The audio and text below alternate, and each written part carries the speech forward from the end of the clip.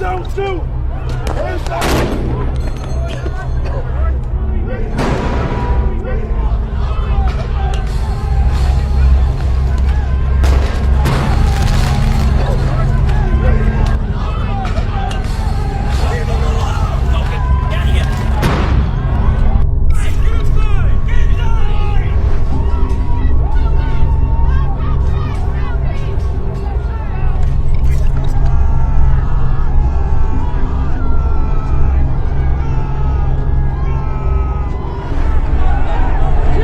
American democracy in crisis.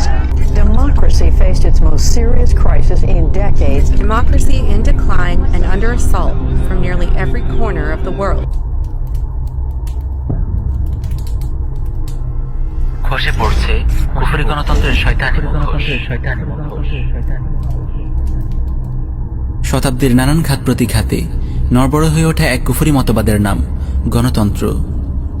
খেলাফত পরবর্তী সময়ে দেখারা মুসলিম উম্মাহকে সাময়িক সময়ের জন্য ধোঁকা দিতে সক্ষম হলেও একবিংশ শতাব্দীর এই টালমাটাল সময়ে গণতন্ত্র তার আসল রূপ প্রকাশ করেছে। সময়ের নির্মম বাস্তবতা ঘোরের মধ্যে থাকা স্বপ্নবিলাসী মুসলিমদের চোখে আঙুল দিয়ে দেখিয়ে দিয়েছে আজকের পৃথিবীতে গণতন্ত্র নামক এই কুফরি মতবাদের অস্তিত্বের অযৌক্তিকতা ও অসারতা। গণতন্ত্র মূলত সামান্য কিছু সময়ের জন্য চমক সৃষ্টি করতে সক্ষম হলেও ক্রমশ খোলাভাবেই প্রকাশ পেয়েছে এর মুখোশের আড়ালের নগ্ন চেহারা। যতই দিন গড়াচ্ছে গণতন্ত্রের অন্তঃসার শূন্যতা যেন প্রকটভাবে দেখা দিচ্ছে। অরাজকতা, গুম, খুন, হানাহানি যেন এক নিত্যকার অনুষঙ্গে পরিণত হয়েছে এই শাসন ব্যবস্থার। প্রকৃত অর্থে মানবরচিত একটি কুফরি মতবাদ হিসেবে গণতান্ত্রিক শাসন ব্যবস্থার কাছ থেকে এর চাইতে ভালো কিছু প্রত্যাশা করাও এক প্রকার মূর্খতা। শান্তি, সৌম্য, সমতা, ন্যায় বিচার কিংবা নিরাপত্তা এই জাতীয় ট্রেডমার্কগুলোকে পুঁজি করেই আজকের দুনিয়ার গণতান্ত্রিক তাগুত শাসকের দল জনসাধারণের সাথে ধোঁকাবাজিতে লিপ্ত আছে। কিন্তু আসল চেহারাটি কেমন?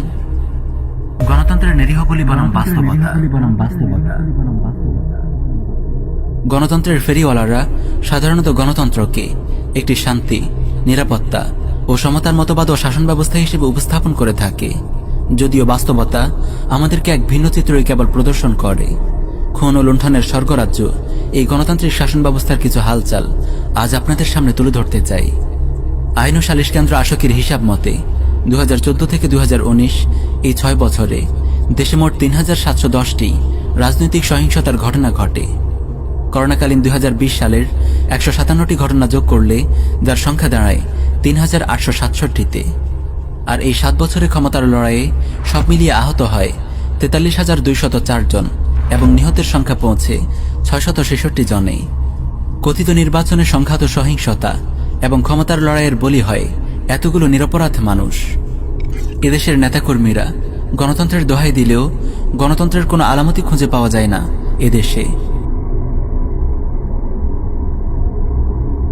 গণতন্ত্রের স্লোগান তুলে ক্ষমতার বাগডোর আঁকড়ে রেখে হিন্দুত্ববাদী ভারতীয় মালহন মুশরিকদের পদলেহন এবং তাদের ঘৃণ্য এজেন্ডা বাস্তবায়নই এদেশের মোরতাদ শাসকদের একমাত্র কাজ। আর গণতন্ত্রের ফাঁকিটা এখানেই। পশ্চিমাদের দেয়া কুফরি গণতন্ত্রের এই ঘৃণ্য চেহারা কেবল বাংলাদেশেই না, স্বয়ং গণতন্ত্রের আইডলদের হাতেই কবরস্থ হচ্ছে গণতন্ত্র।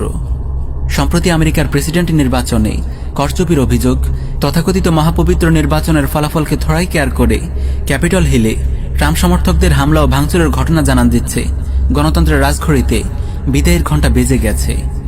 এছাড়া গণতন্ত্রের আঁতুড়ঘর হিসেবে পরিচিত গ্রিসের পেট পূজারী গণতন্ত্র, উদারবাদী ইংল্যান্ডের স্বার্থবাদী ব্রেক্সিট ইস্যু, বিশ্বের সবচেয়ে বৃহৎ গণতান্ত্রিক দেশ ভারতের সাম্প্রদায়িক আচরণ, সংখ্যালঘু মুসলিমদের নির্যাতন, নিপীড়ন এবং তাদের ন্যূনতম নাগরিক অধিকার হরণ, হিন্দুত্ববাদী রামরাজত্ব প্রতিষ্ঠার দৌড়ঝোঁপ, এসব কিছু আজ কথিত উদারবাদী গণতন্ত্রের অসারতাকে দিনের আলোর মতোই পরিষ্কার করে দিয়েছে।